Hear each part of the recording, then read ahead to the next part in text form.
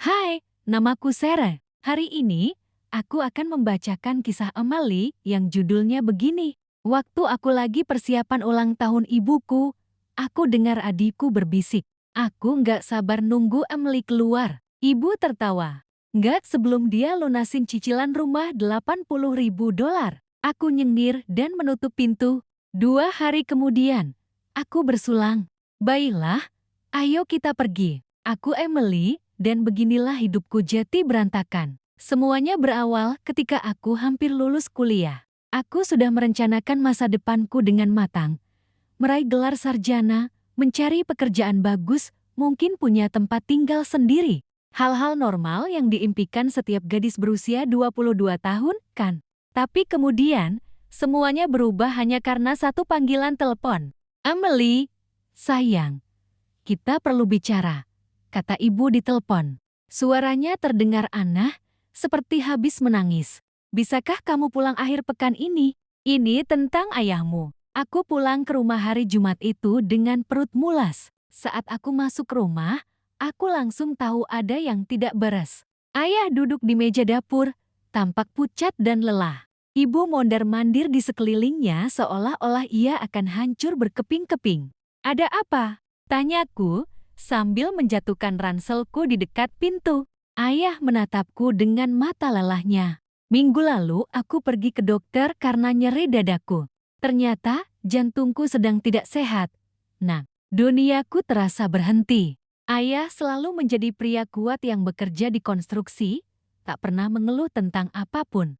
Melihatnya terlihat begitu kecil dan rapuh membuatku sangat takut. Dokter bilang aku tidak bisa lagi melakukan pekerjaan fisik.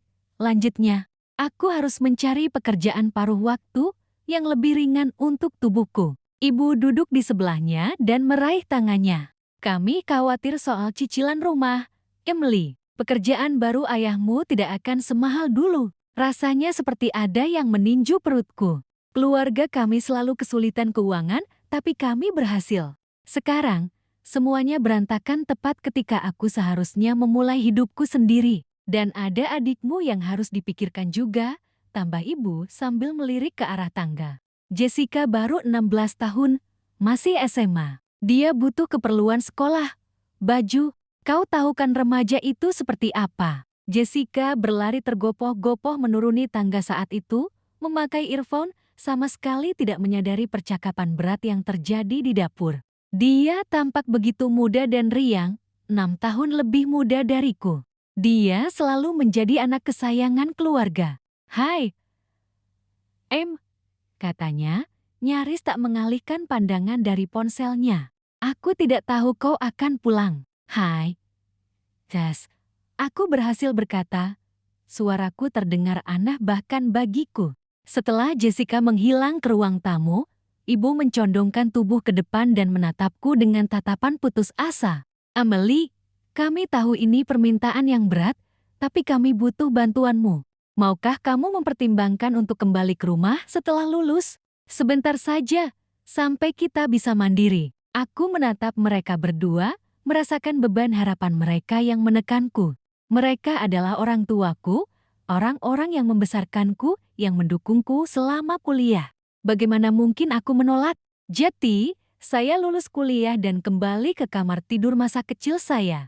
Dalam seminggu, saya mendapatkan pekerjaan yang layak di sebuah firma akuntansi. Gajinya cukup bagus untuk lulusan baru, dan saya merasa bangga karena diterima begitu cepat. Tapi kebanggaan itu tidak bertahan lama. Gaji pertama saya tiba, dan saya senang akhirnya punya uang sungguhan. Saya menyetorkannya dan pulang siap untuk membicarakan anggaran saya. Mungkin menyisihkan uang untuk diri sendiri. Emily, cicilan KPR jatuh tempo besok, kata ayah begitu saya masuk. Dan kita sudah menerima tagihan listrik hari ini. Begitu saja, seluruh gaji saya lenyap. KPR, tagihan listrik, belanja bahan makanan, uang bensin semuanya dihabiskan untuk menghidupi keluarga kami. Aku terus meyakinkan diri sendiri bahwa ini hanya sementara. Bahwa semuanya akan membaik. Tetapi ternyata tidak. Bulan demi bulan, gajiku langsung habis untuk pengeluaran keluarga. Aku menyaksikan rekening banku hampir kosong sementara aku bekerja 40 jam seminggu. Sementara itu, Jessica mendapatkan semua yang dibutuhkannya untuk sekolah, baju baru, perlengkapan, uang untuk kegiatan bersama teman-temannya. Dia harus menyesuaikan diri, kata ibu setiap kali aku mempertanyakan pengeluaran untuk Jessica. SMA saja sudah cukup sulit tanpa harus terlihat miskin. 2 tahun berlalu seperti ini. Jessica lulus SMA, dan aku berharap keadaan akhirnya membaik. Mungkin aku bisa mulai menabung untuk diriku sendiri, bahkan mungkin memikirkan untuk punya tempat tinggal sendiri. Lalu Jessica mengumumkan bahwa dia akan kuliah. Orang tuaku berseri-seri bangga, dan aku mencoba tersenyum juga, tetapi perutku mual ketika menyadari apa artinya ini. Dan begitu saja, biaya kuliah masuk ke daftar pengeluaranku. Jessica memilih universitas mahal dengan asrama, paket makan, buku pelajaran, dan uang saku. Semua itu menjadi tanggunganku. Itu investasi untuk masa depannya, ibu terus berkata. Kau mengerti, kan? Emily, keluarga membantu keluarga. Jetty, begitulah saya.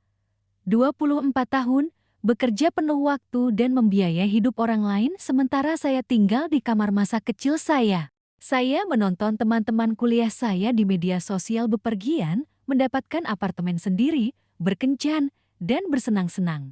Sementara itu, saya bahkan tidak mampu pergi minum-minum sepulang kerja. Suatu Jumat, rekan kerja saya, Sir, mengajak saya pergi berlibur akhir pekan bersama sekelompok perempuan. Ada penginapan kecil yang nyaman, sekitar 2 jam perjalanan dari sini, katanya. Biayanya cuma sekitar $200 untuk seluruh akhir pekan, sudah termasuk makan. Ayolah, Emily, kamu memang tidak pernah melakukan hal yang menyenangkan. Akan kupikirkan, kataku pada Sarah, tapi dalam hati. Aku sudah merencanakan bagaimana caranya agar rencana ini berhasil. Malam itu saat makan malam, aku menyinggungnya dengan santai. Beberapa teman kerja akan pergi akhir pekan ini. Aku sedang berpikir untuk bergabung dengan mereka. Ibu mendongak dari piringnya dengan ekspresi yang sangat kukenal. Berapa biayanya untuk makanan seperti itu? Tidak semahal itu, mungkin totalnya $200. Ibu meletakkan garpunya dan menggelengkan kepala. Emily, sayang, kau tahu kita sedang kekurangan uang sekarang. Jessica butuh buku pelajaran baru untuk kelasnya, dan pemanas airnya terus mengeluarkan suara aneh itu. $200 bisa disalurkan untuk sesuatu yang benar-benar berguna bagi keluarga. Aku menatap mereka semua, merasakan sesuatu yang dingin mengendap di dadaku. Aku bekerja keras untuk membayar semuanya, dan aku bahkan tidak sanggup menghabiskan $200 untuk diriku sendiri selama 1 akhir pekan. Ibu benar, kataku pelan. Aku akan bilang pada mereka aku tidak bisa pergi. Ibu tersenyum seolah aku telah membuat pilihan yang tepat. Itulah anakku yang bijaksana. Keluarga adalah nomor 1, selalu. 2 tahun berlalu seperti ini. Usiaku sekarang 26 tahun, dan aku telah menghidupi seluruh keluargaku selama 4 tahun berturut-turut. 4 tahun hidupku telah berlalu, dan aku tidak punya apa-apa untuk dibanggakan kecuali lemari penuh baju-baju lama dan rekening bank yang isinya tak pernah lebih dari beberapa ratus. Sementara itu, Jessica bersenang-senang di kampus. Setiap kali dia pulang liburan, dia selalu membawa barang-barang baru. Celana jeans desainer, riasan mahal, iPhone terbaru, sementara aku masih menggunakan ponsel layar retakku dari 3 tahun lalu. Dari mana dia dapat uang untuk semua ini? Tanyaku pada ibu suatu hari, sambil memperhatikan Jessica memamerkan tas coat barunya kepada teman-teman SMA-nya. Oh, kau tahu sendiri kan anak kuliahan itu? Kata ibu sambil melambaikan tangan dengan acuh. Dia mungkin menabung dari kerjaan kampusnya atau apalah. Tapi ada yang janggal.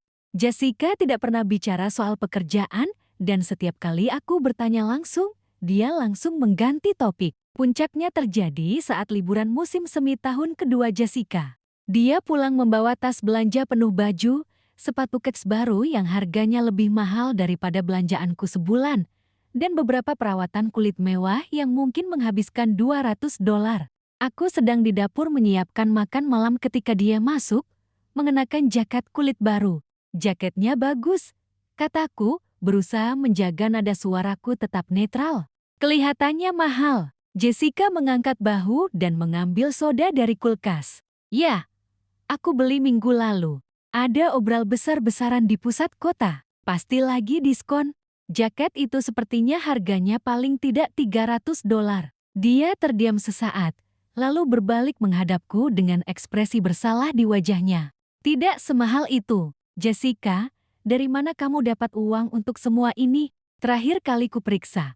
Kamu kan tidak punya pekerjaan. Wajahnya memerah, dan dia mulai memainkan resleting jaketnya. Itu bukan urusanmu, Emily. Ya Tuhan, kenapa kamu selalu kepo tentang semua hal? Karena akulah yang membayar biaya kuliahmu, asramamu, paket makanmu, dan rupanya semua yang ada di rumah ini, bentakku.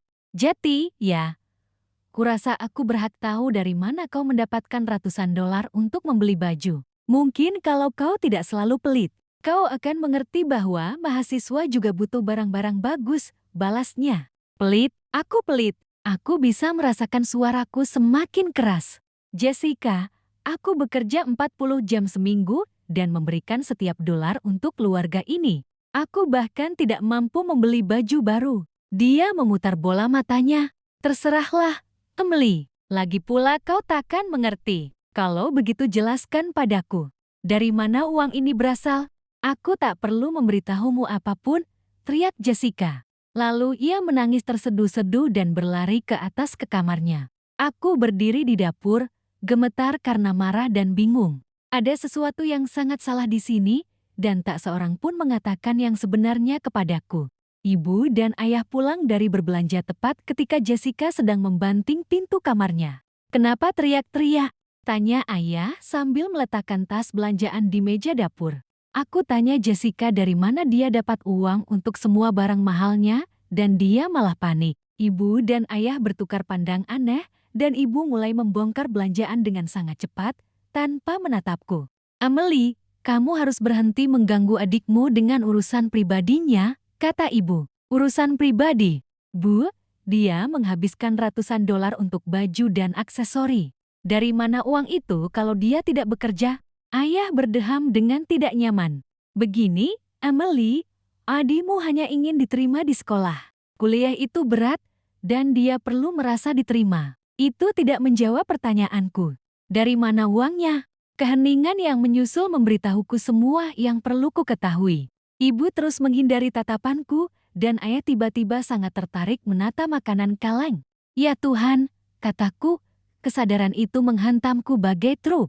Kau memberinya uang. Kau mengambil uang yang kuberikan untuk membayar tagihan dan memberikannya pada Jessica untuk belanja. Emily, enggak semudah itu. Ibu mulai bicara. Persis semudah itu, teriakku sekarang. Aku kerja keras banget buat bayar cicilan rumah dan tagihan listrik, dan kamu pakai uang itu buat belanja-belanja Jessica. Dia cuma butuh beberapa barang bagus, kata ayah lemah. Dia nggak mau kelihatan miskin di depan teman-temannya. Jadi, aku harus kelihatan miskin aja. Aku harus pakai baju yang sama terus pakai ponsel rusak biar Jessica bisa punya tas kot. Kamu egois, Emily, kata ibu. Akhirnya menatapku. Jessica sedang berusaha mengenyam pendidikan dan membangun masa depan. Dia perlu membangun jaringan, membangun koneksi. Tampil profesional juga termasuk di dalamnya. Profesional. Dia membeli celana jeans desainer dan riasan, bukan setelan jas. Mereka berdua berdiri di sana, tampak sangat bersalah. Dan aku menyadari ini sudah berlangsung berbulan-bulan, mungkin bertahun-tahun. Setiap dolar yang kukumpulkan, setiap pengorbanan yang kulakukan, dan mereka menggunakan uangku untuk memanjakan Jessica sambil mengatakan aku bahkan tidak bisa pergi liburan akhir pekan. Ini berhenti sekarang, kataku tegas. Aku memberimu uang untuk kebutuhan pokok, cicilan rumah, tagihan listrik, belanja bulanan. Itu saja, tidak akan ada lagi yang membiayai gaya hidup Jessica. Wajah ibu mengeras. Emily, kamu keterlaluan. Adikmu berhak menikmati masa kuliahnya, dan aku juga berhak punya kehidupan. Tapi, aku malah terjebak di sini membayar semua orang, sementara kamu berbohong tentang kemana perginya uang itu. Ayah mencoba menjadi pendamai. Mungkin kita bisa cari solusi, cari kompromi. Komprominya adalah Jessica berhenti menghabiskan uangku untuk barang-barang yang tidak perlu. Kalau dia mau baju desainer, dia bisa kerja seperti mahasiswa lainnya. Aku keluar dari dapur, meninggalkan mereka berdiri di sana dengan wajah tidak nyaman. Untuk pertama kalinya dalam 4 tahun, aku merasa akhirnya bisa membela diri. Setelah konfrontasi itu, rumah terasa seperti medan perang. Jessica bahkan tak mau menatapku lagi. Dia akan berjalan melewatiku di lorong seolah aku tak ada. Tak mau mengucapkan selamat pagi saat sarapan. Dan jika aku mencoba berbicara dengannya saat makan malam keluarga, dia hanya akan menatap piringnya dan mengabaikanku sepenuhnya. Awalnya, aku mencoba memperbaiki keadaan di antara kami. Maksudku, dia tetap adik perempuanku, kan? Meskipun dia manja soal uang. Jess, bolehkah kita bicara? Tanyaku suatu malam ketika ia keluar dari kamar mandi. Ia menatapku tajam dan terus berjalan ke kamarnya. Jessica, aku sedang mencoba bicara denganmu. Ia membanting pintu begitu keras hingga foto-foto di dinding lorong bergetar. Ini berlangsung selama berminggu-minggu. Setiap makan malam keluarga terasa canggung sekali, dengan Jessica duduk di sana seolah-olah ia disiksa hanya karena menghirup udara yang sama denganku. Ibu dan ayah terus-menerus menatapku dengan tatapan kecewa. Seolah-olah akulah orang jahat karena tidak mau membiayai kecanduan belanja adikku. Kamu bisa coba lebih baik padanya. Saran. Ibu suatu malam setelah Jessica pergi lagi dengan menghentakkan kaki ke kamarnya. Aku bisa coba lebih baik. Dia yang bertingkah seperti anak kecil karena aku tidak mau lagi membelikannya baju desainer. Dia sedang kesulitan di sekolah. Dia hanya ingin diterima. Semua orang ingin diterima, Bu. Bukan berarti kita semua harus bangkrut hanya karena itu. Tapi aku sudah mulai bosan dengan perang dingin. Jessica bersikap seolah aku sendiri yang menghancurkan hidupnya. Dan sejujurnya, aku mulai tidak peduli lagi. Kalau dia mau cemberut dan mendiamkanku, terserah. Aku punya masalah yang lebih besar untuk dikhawatirkan. Seperti kenyataan bahwa aku masih terjebak di rumah ini di usia 26 tahun tanpa tanda-tanda akan berakhir. Keadaan semakin memburuk beberapa minggu kemudian. Jessica pulang kuliah untuk liburan panjang akhir pekan dan mengumumkan saat makan malam bahwa ia ingin pergi ke Florida bersama teman-temannya untuk liburan musim semi. Pasti seru banget, katanya. Benar-benar berbicara untuk pertama kalinya setelah berbulan-bulan. Kami berencana menginap di resor yang sangat bagus tepat di tepi pantai. Ibu dan ayah tersenyum seolah ini kabar terbaik yang mereka dengar sepanjang tahun. Kedengarannya menyenangkan. Sayang, kata ibu, kamu pantas mendapatkan liburan yang menyenangkan setelah bekerja keras di sekolah. Aku hampir tersedak makananku. Kerja keras? Jessica nyaris tidak bisa mempertahankan nilai rata-rata C dan menghabiskan sebagian besar waktunya mengunggah swafoto di Instagram. Perjalanan ini biayanya sekitar $800, lanjut Jessica. Lalu menatapku langsung untuk pertama kalinya setelah berminggu-minggu. Sudah termasuk tiket pesawat, hotel, dan uang saku. Seluruh meja hening. Ibu dan ayah menoleh menatapku dengan ekspresi penuh harap, seolah-olah aku hanya berasumsi akan memberikan $800 untuk liburan Jessica. Aku meletakkan garpu dan menggelengkan kepala. Tidak. Wajah Jessica berubah dari penuh harap menjadi marah dalam waktu sekitar 2 detik. Apa maksudmu tidak? Maksudku tidak. Aku tidak akan membayar liburan musim semimu. Kalau kamu mau ke Florida, cari kerja dan tabung sendiri uangnya. Tapi Emily, ayah memulai.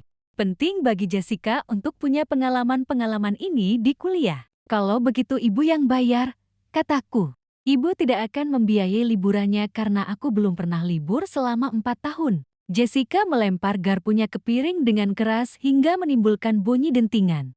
Ibu tidak lapar lagi, serunya dramatis dan bergegas pergi dari meja. Emily, ibu terlalu keras, kata ibu setelah Jessica pergi.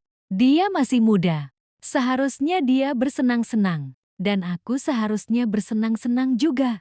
Tapi sebaliknya, aku bekerja untuk membiayai hidup orang lain. Kapan aku bisa berlibur? Kapan aku bisa menikmati pengalaman? Kamu kan sudah lebih tua. Kamu seharusnya lebih dewasa dalam hal ini, jawab ayah. Aku sudah cukup dewasa untuk tahu bahwa $800 untuk liburan musim semi itu konyol. Sementara kita hampir tidak mampu membayar tagihan rutin kita. Mereka berdua duduk di sana menatapku seolah aku orang paling egois di dunia. Tapi aku tak peduli lagi. Aku sudah selesai menjadi mesin ATM keluarga. Hari-hari berikutnya bahkan lebih menegangkan dari biasanya. Jessica kembali mengabaikanku, dan sekarang ibu dan ayah juga bersikap dingin padaku. Tapi aku tetap pada pendirianku. Tak ada uang liburan musim semi, betapapun mereka semua cemberut karenanya. Lalu tibalah hari ulang tahun ibu, dan beliau meminta saya membantu menyiapkan rumah untuk pestanya. Kami mengundang semua orang, katanya, bibi dan pamanmu, beberapa teman kami dari gereja. Ibu ingin rumah ini terlihat sempurna. Saya setuju untuk membantu karena, terlepas dari segalanya, beliau tetaplah ibu saya. Kami menghabiskan seharian membersihkan rumah. Dan saya bahkan membantunya memasak beberapa makanan untuk pesta. Aku mau ke atas untuk membersihkan kamar tamu, kataku padanya ketika kami hampir selesai membersihkan lantai utama. Aku sedang membersihkan debu dan menyedot debu di sana ketika aku menyadari aku haus. Aku diam-diam turun ke bawah untuk mengambil air dari dapur. Dan saat itulah aku mendengar suara-suara dari tangga. Itu ibu dan Jessica berbisik-bisik. Aku mendengar namaku dipanggil dan langsung berhenti. Entah kenapa aku merasa perlu mendengar percakapan ini. Aku mengendap-endap mendekati pintu dan mendengarkan. Aku tak sabar menunggu Emily akhirnya pindah dari sini, kata Jessica. Begitu dia pergi, aku sendiri yang akan membuang semua barangnya keluar dan mengubah kamarnya menjadi lemari pakaianku. Jantungku mulai berdebar kencang, tapi aku terus mendengarkan. Sudah, kata ibu, sambil tertawa pelan. Kita belum bisa mengusir Emily dulu. Kita masih berutang $80.000 untuk cicilan hipotek. Nah, setelah lunas, dia pergi, kan? Tanya Jessica. Dan rumah ini akan jadi milikku. Kamu tidak akan mewariskan apapun untuk Emily. Tentu saja tidak, jawab ibu. Emily bisa mengurus dirinya sendiri. Kamulah yang akan membutuhkan bantuan kita. Rumah ini akan jadi milikmu suatu hari nanti, sayang. Rasanya seperti ada yang meninju perutku. Aku berdiri di lorong, mendengarkan ibu dan adik perempuanku dengan santai membahas bagaimana mereka memanfaatkanku sampai cicilan rumah lunas, lalu mengusirku tanpa apapun. 4 tahun hidupku, 4 tahun memberi mereka setiap sen yang kuhasilkan, dan beginilah perasaan mereka yang sebenarnya terhadapku. Aku bukan putri dan adik perempuan mereka. Aku hanyalah rekening bank pribadi mereka. Saya ingin langsung datang ke sana dan memberitahu mereka apa yang saya pikirkan tentang rencana mereka. Tapi kemudian saya punya ide yang lebih baik. Pesta ulang tahun ibu 2 hari lagi. Semua kerabat kami akan hadir, semua orang yang menganggap keluarga kami begitu dekat dan penuh kasih.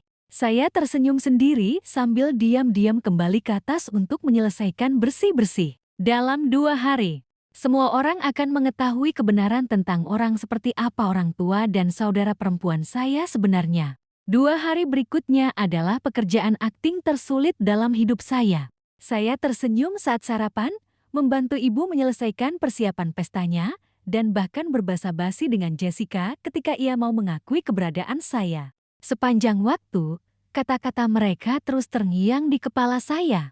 Kita belum bisa mengusir Emily. Kita masih berutang $80.000 untuk hipotek. Aku sudah mengepak koper-koperku dan menyembunyikannya di lemari. Aku juga sudah menemukan apartemen kecil di seberang kota dan membayar uang muka. Memang tidak banyak, tapi itu milikku. Ulang tahun ibu akhirnya tiba dan rumah dipenuhi kerabat dan teman-teman keluarga. Bibi Linde, Paman Mike, sepupu-sepupuku, dan orang-orang dari gereja. Semua orang ada di sana, mengobrol dan tertawa seolah-olah kami adalah keluarga yang sempurna dan bahagia. Emily, kamu kelihatan lelah, sayang, kata Bibi Linde sambil memelukku.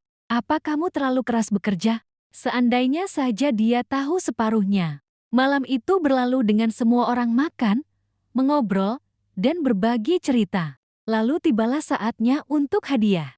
Ibu membuka hadiah demi hadiah, bunga, perhiasan, kartu hadiah, sweater cantik dari Bibi Linda. Akhirnya, giliranku. Aku menghampirinya dan menyerahkan sebuah amplop cantik yang kubeli khusus untuk acara ini. Wah, indah sekali, kata ibu sambil tersenyum kepada semua orang di sekitarnya. Ia membuka amplop itu dengan hati-hati, mungkin mengira isinya uang tunai atau kartu hadiah. Tapi ketika melihat isinya, wajahnya langsung kosong. Amplop itu kosong. Mana hadiahnya? Tanyanya.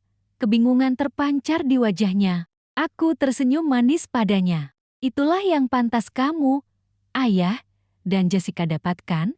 Tidak ada apa-apa. Seluruh ruangan hening. Suara jarum jatuh pun terdengar. Wajah ibu memerah. Emily, ibu tidak mengerti apa yang kamu bicarakan.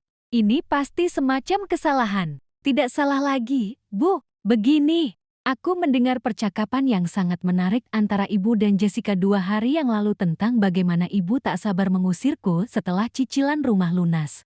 Tentang bagaimana Jessica bisa mewarisi rumah ini sementara aku tidak mendapatkan apa-apa. Suara tertahan terdengar di seluruh ruangan. Jessica memucat-pucat pasi. Aku juga tahu ibu telah mengambil uang yang kuberikan untuk tagihan dan menghabiskannya untuk belanja Jessica. Jadi, kupikir, untuk apa aku memberimu apapun jika ibu sudah berencana untuk tidak memberiku apapun? Ayah berdiri, wajahnya marah. Emily, ini ulang tahun ibumu. Beraninya kau merusaknya dengan omong kosong ini. Omong kosong. Aku tertawa. Ayah, aku sudah menghidupi seluruh keluarga ini selama 4 tahun. Aku membayar cicilan rumah, tagihan listrik, belanja bulanan, uang kuliah Jessica, semuanya. Dan begini cara ayah membalas budiku, dengan berencana membuangku seperti sampah begitu ayah tidak membutuhkan uangku lagi. Jessica mulai menangis.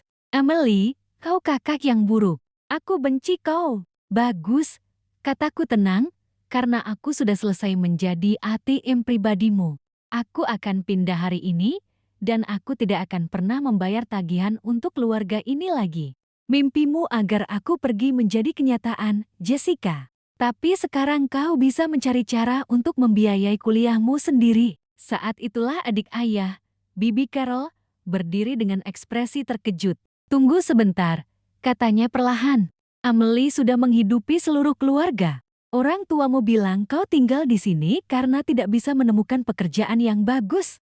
Mereka bilang kau sedang berjuang dan mereka membantumu karena kasihan. Semua kerabat lainnya mulai mengangguk dan bergumam setuju.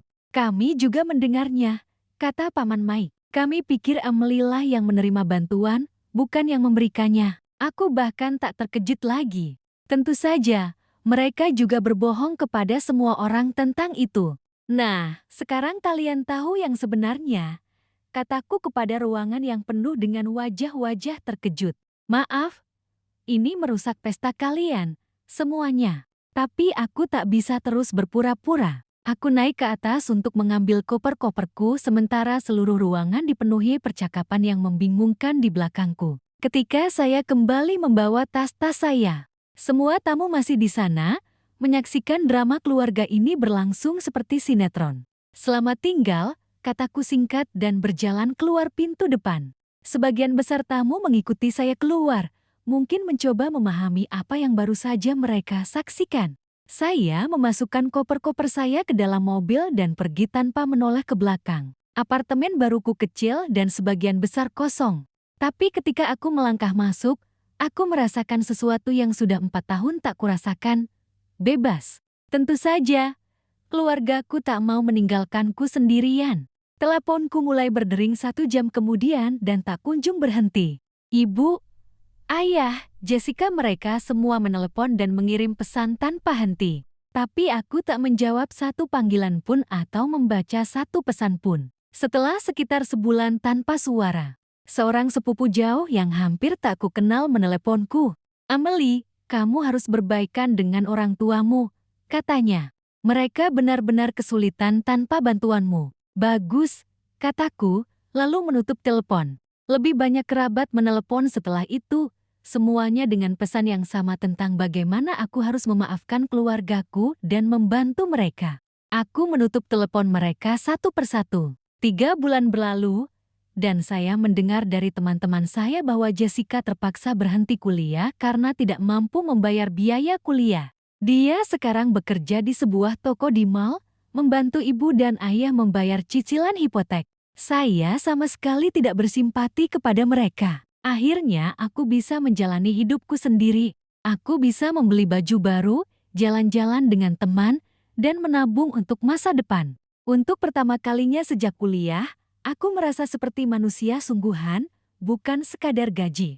Keluargaku telah membuat pilihan mereka ketika mereka memutuskan untuk memanfaatkanku. Mereka pikir mereka bisa memanfaatkan cintaku untuk mereka tanpa batas, bahwa aku tak akan pernah tahu rencana mereka atau membela diri. Mereka salah, dan sekarang mereka bisa belajar bagaimana bertahan hidup tanpaku, sama seperti aku belajar bertahan hidup tanpa mereka. Aku sudah selesai menjadi sumber makanan mereka. Dan aku belum pernah sebahagia ini seumur hidupku.